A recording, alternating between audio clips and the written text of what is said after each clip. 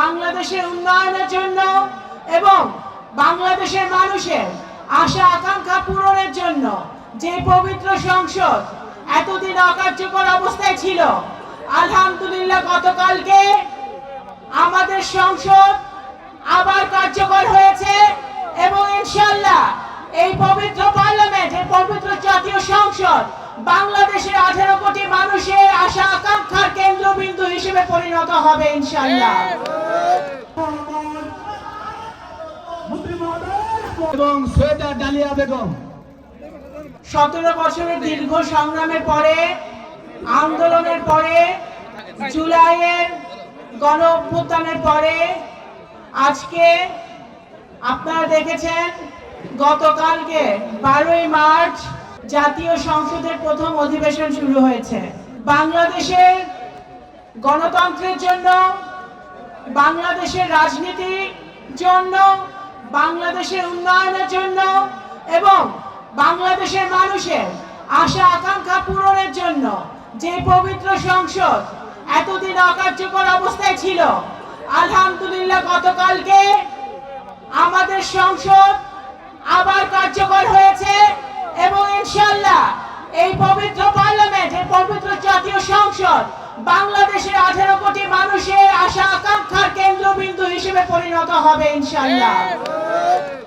মাননীয় প্রধানমন্ত্রী, সংসদ নেতা জনাব তারেক রহমান কালকে বলেছেন যে আমরা সকলে মিলে বিরোধী দল, সরকারি দল সহ বাংলাদেশের সকল পর্যায়ের মানুষ, নারী পুরুষ, ধর্ম বর্ণ নির্বিশেষে সকলে মিলে ঐক্যবদ্ধ হয়ে আমরা নতুন একটি বাংলাদেশ গড়ার লক্ষ্যে কাজ শুরু করেছি।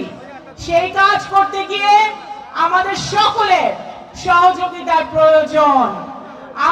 আমি আজকে বিশেষভাবে স্মরণ করতে চাই দেশনেত্রী বেগম খালেদা জিয়া, যিনি 17 বছর ধরে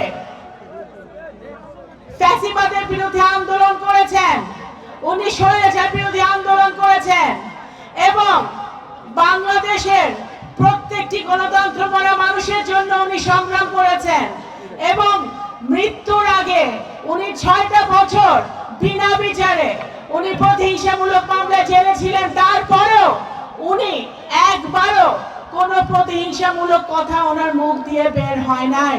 দেশনেত্রী বেগম খালেদা জিয়ার জীবন থেকে, ওনার রাজনীতি থেকে, ওনার দেশপ্রেম, ওনার স্বাধীনতা সার্বভৌমত্বের প্রতি ওনার শতভাগ কমিটমেন্ট, গণতন্ত্রের প্রতি ওনার কমিটমেন্ট, এ থেকে আমাদের অনেক শিক্ষণীয় আছে।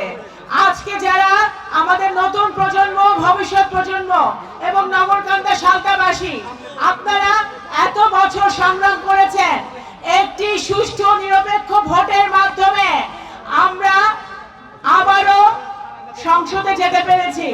এই জন্য আমি আপনাদের সকলকে আজকে ধন্যবাদ জানাই।